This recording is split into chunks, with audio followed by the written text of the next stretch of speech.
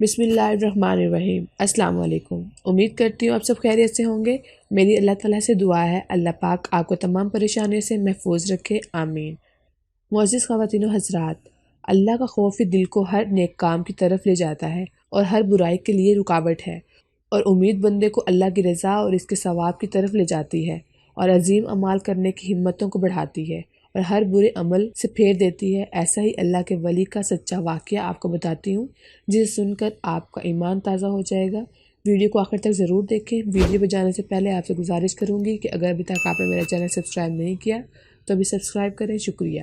ایک مرتبہ کا واقعہ ہے کہ شیخ عبدالقادر جیلانی کے والد بزرگ سید ابو صالح رحمۃ اللہ اپنی نوجوانی کے زمانہ میں شہر سے باہر تشریف لے جا رہے تھے۔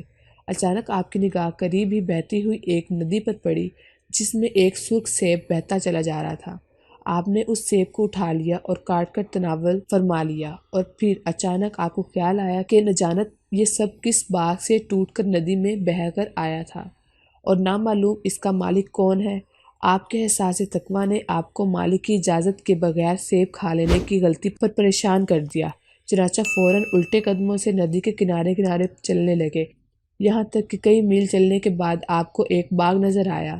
باغ میں پہنچ کر آپ نے ملاحظہ فرمایا کہ درختوں پر لگے سرخ سیبوں کی شاخیں ندی پر جھکی ہوئی تھیں۔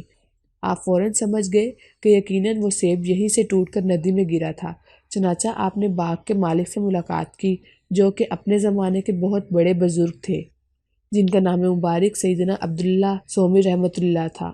انہوں نے جب اس نیک و صالح نوجوان کی بات سنی اور ان کے بغیر اجازت سیب کھا لینے پر پریشانی دیکھی، معافی کا یہ انوکھا انداز دیکھا، آپ کا زہد تقویٰ ملاحظہ کیا، تو سومی رحمۃ اللہ کو بے حد مسرت ہوئی، اور جب سجے نسبِ دریافت کیا تو یہ جان کر مزید خوشی محسوس کیا کہ آپ کو حضرت علی شیر خدا رضی اللہ عنہ کی اولاد مطہرہ میں سے ہے۔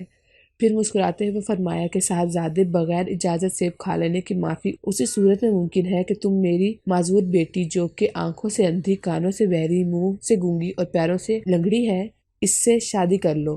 یہ سن کر سیدنا ابو صالح، جو کہ اپنے تقویٰ و پرہیزگاری میں اپنی مثال آپ تھے، اس نکاح پر رضامند ہو گئے۔ نکاح کے بعد اپنے حجلہ عروسی میں قدم رکھا تو وہاں ایک صحیح سلامت نورانی صورت کو پایا۔ آپ گھبرا کر الٹے قدموں باہر نکل گئے کہ شاید اندر کوئی نامحرم لڑکی موجود ہے۔ اسی وقت آپ نے اپنے خسر و محترم سید عبداللہ سومی کے پاس پہنچ کر ماجرا بیان کیا تو عبداللہ سومی رحمۃ اللہ نے مسکراتے ہوئے فرمایا، مبارک ہو، وہ تمہاری ہی زوجہ مطہرہ ہے۔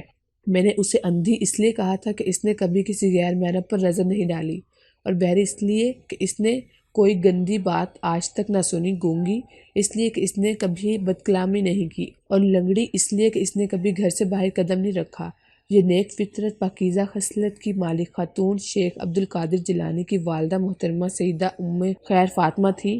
ایسے والدین کو پھر اللہ تبارک و تعالیٰ نے شیخ عبدالقادر جیلانی رحمۃ اللہ جیسے بیٹے سے نوازا۔ امید کرتی ہوں یہ ویڈیو کو پسند آئی ہوگی۔ ابھی کے لیے اجازت چاہتی ہوں، اپنا خیال رکھیے گا، اللہ حافظ۔